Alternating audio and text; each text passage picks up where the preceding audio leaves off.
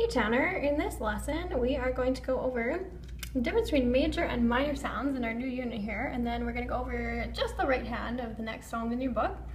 I know you got a lot to practice with violin, and our primary focus is Carol of the Bells for a Christmas recital, but we'll start one song. So when we play major and minor, we did this a little bit before, so a major sounding either a chord or a scale or whatever you want to play, it all sounds happy. So here's C major. Now minor chord all sounds sad. Okay, and it's important that we have both sounds in music because it gives our music some variety and it makes our songs more interesting. So in a lot of songs we'll start major, we'll go minor, we'll come back to major again. A lot of the songs you hear on the radio, they follow that pattern. So in your book here, it looks like a lot, but all we're doing is the same 5-finger scale for C, C minor, G, G minor, D, D minor, A, and A minor, okay? Now, it's easy to remember because they write out the notes for us. So if we look at C major, there are no sharps or flats, right? Now if we look at C minor, you have an E flat, that's the difference. G major, you have no sharps or flats. G minor, we got a flat, okay? So those ones follow the same pattern. Now D is where it gets weird because if you look at D major, we have a sharp and D minor has nothing. A major has a sharp and A minor has nothing. So we can kind of group these ones together and then these ones together. So C and G follow the same pattern and then D and A follow the same pattern. The pattern is, as it shows at the top of your book here, having to do with half steps and whole steps, okay? So if we're going to keep it major sounding, so happy sounding, we go whole step, half step, whole step. So if we look at C, whole step, half step, whole step, okay? And that applies with G as well. Whole step, half step, whole step. When we change it to a minor scale, we're changing around the pattern. We're going whole, half, whole, whole. It's not super important that we be able to count the steps of what you're playing, just as long as we can recognize the difference and memorize C major, C minor, G major, G minor.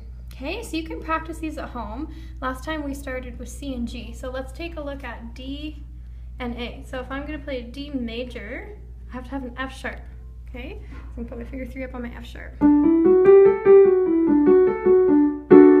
And all I'm doing there is I'm going up, then we go up in thirds,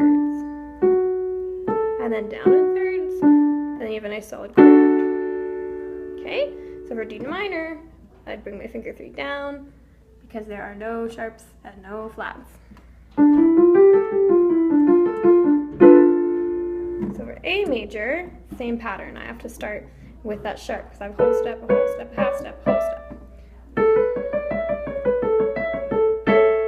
And then for A minor, I'm going to bring my finger 3 down because no sharps or flats. Okay, so you can practice those, and if you forget the pattern, the notes are written out there for you. And then what I wanted to look at was this song. It's lots of fun. It's called Sword Dance. And when we play it, we're going to decide together if we think it's in a major or a minor key. So the first thing we have to learn about sword dance, we're learning a little bit about tempo, a little bit of music theory. So tempo is just a fancy musical word that means the speed of your song. Okay, now these marks here are for metronome. So if you have a metronome at home, these numbers are how many beats are in 1 minute. So that'll be how many times you count one quarter note in 1 minute. So there are fancy names, because there's fancy names for everything in piano. Allegro means to play fast and lively. Moderato kind of sounds like moderate, if you can remember, it's medium. And then andante is a walking speed. Okay, so sword dance is allegro. So you remember which one that was? It was fast and lively. So when we get it up to speed, it's gonna be nice and fast. So there are no sharps and flats, but as I play the right hand here, let's see if we can decide if you think it sounds major or minor.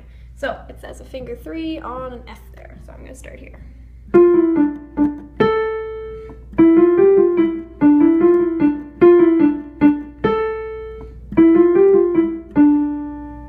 Hopefully you figured that it sounded minor. So even though we have no sharps or flats, we're still playing in a minor key. Now, my thumb is on D.